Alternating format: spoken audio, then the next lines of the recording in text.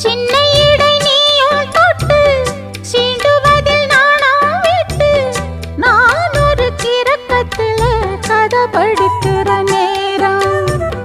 சித்திரம் போல் நீயும் நின்ன சில்மிஷமும் நானும் பண்ண ஆனந்த குளத்தினிலே அலையடிக்கிற காலம்.